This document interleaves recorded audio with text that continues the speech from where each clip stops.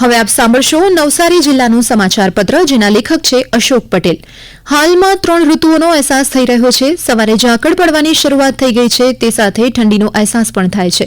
હાલ શ્રાદ્ધ ચાલી રહ્યા છે, ત્યારે સરાદિયા તપે એવી વાયકા મુજબ દિવસ દરમિયાન ગરમીનો અહેસાસ પણ થતો હોય છે, તો વરસાદના ઝાપટા પણ અવારનવાર પડતા રહે છે. વરસાદની મહેર આ વર્ષે વધુ રહી છે.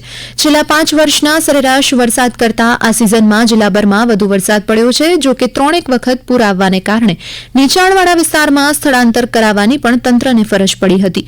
વરસાદની સાથે સાથે શરદી, તાવ અને ખાંસીની બીમારી પણ શરૂ થઈ જતી હોય છે.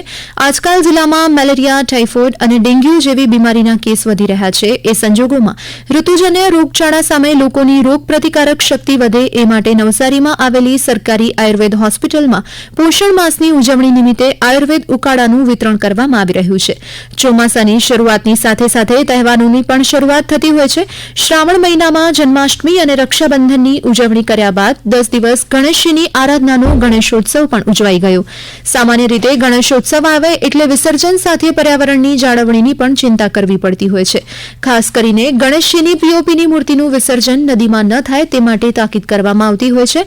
આ ઉપરાંત પણ ગણેશજીની સાથે સાથે પૂજાપો પણ નદીમાં પધરાવાતો હોય છે. તેનાથી પણ નદી પ્રદૂષિત થતી હોય છે. નદીને પ્રદૂષિત થતી અટકાવવા માટે પીઓપીની મૂર્તિના વિસર્જન માટે કૃત્રિમ તળાવ બનાવીને તેમાં વિસર્જન કરી નદીને બચાવી લેવાય છે. તો નવસારી નગરપાલિકાએ બીજો એક અનોખો પ્રયોગ પણ હાથ ધર્યો હતો. ગણેશ ઉત્સવના દિવસ દરમિયાન ગણેશજીની પૂજા માટેના પૂજાપાને એકત્રિત કરી તેમાંથી ખાતર બનાવ્યું છે. વિસર્જનના દિવસે પણ સ્વયંસેવકો વિસર્જન પહેલા ગણેશજીની મૂર્તિ પરના હારતોરા એકત્રિત કરી 8 ટન પૂજાપા સહિત 10 દિવસમાં 16 ટન પૂજાપો એકત્રિત કરીને તેમાંથી ખાતર બનાવ્યું હતું. શહેરના 900 ગણેશ મંડળ પાસેથી દરરોજ 46 સફાઈ કામદારો પૂજાપો એકત્રિત કરતા હતા. એ પૂજાપાને ઓર્ગેનિક વેસ્ટ કન્વર્ટર મશીનમાં નાખીને તેમાંથી ઓર્ગેનિક ખાતર બનાવવામાં આવ્યું હતું.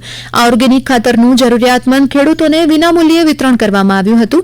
આ ઉપરાંત નવસારી નગરપાલિકા વિસ્તારમાં આવેલ બાગ બગીચામાં પણ તેનો ઉપયોગ કરવામાં આવે છે.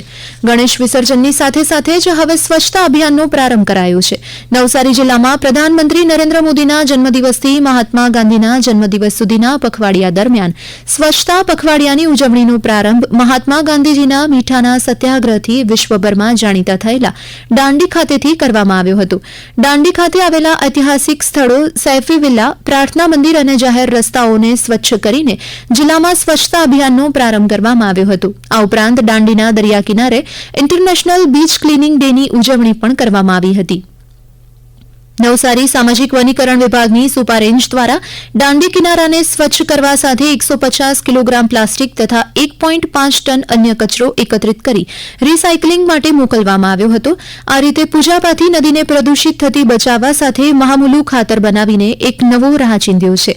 એ જ રીતે ગણેશોત્સવ દરમિયાન નવસારી પોલીસે વિવિધ ગણેશ પંડાલમાં જઈને સાયબર ક્રાઇમથી બચવા માટે જાગૃતિના કાર્યક્રમ કરી એક વિશેષ પહેલ કરી હતી. આ ઉપરાંત જિલ્લાભરમાં સ્વચ્છતા અભિયાન ચાલી રહ્યું છે, ત્યારે જિલ્લાના 58 ગામોમાં મનરેગા અને સ્વચ્છ ભારત મિશન કન્વર્ઝનના 58 કામોનું ખાતમુહૂર્ત કરાયું હતું. એ જ રીતે છેલ્લા 1 વર્ષથી નવસારી જિલ્લાની 60 શાળાઓના 40,000થી વધુ વિદ્યાર્થીઓના સહયોગથી એક રોટી ગાય કી આ અભિયાન શરૂ કરવામાં આવ્યું છે. આ અભિયાન હેઠળ બાળકો ઘરેથી એક રોટલી લાવે, જે પ્રીત ફાઉન્ડેશન સંસ્થાના સ્વયંસેવકો દ્વારા ગૌશાળામાં પહોંચાડી ગાયને ખવડાવવામાં આવે છે. આ અભિયાન પૂર્ણ થતાં શાળાઓનું ગૌસેવા સમર્પણ પુરસ્કારથી સન્માન કરવામાં આવ્યું હતું. આજકાલ જિલ્લાના વિવિધ ગામમાં દીપડો દેખાવાની ઘટના નોંધાતી રહી છે. ગઈ તારીખ 12મીએ ગણદેવી તાલુકાના મટવાડ ગામે દીપડી પાંજરે પુરાતા લોકોએ રાહતનો શ્વાસ લીધો હતો, પરંતુ હવે દીપડો દેખાતા ચિંતા જોવા મળી રહી છે. આ સાથે જ નવસારી જિલ્લા સમાચાર પત્ર અહીં સમાપ્ત થયો, જેના લેખક હતા અશોક પટેલ. પ્રસારણ આકાશવાણીના અમદાવાદ વડોદરા કેન્દ્ર પરથી કરવામાં આવ્યું.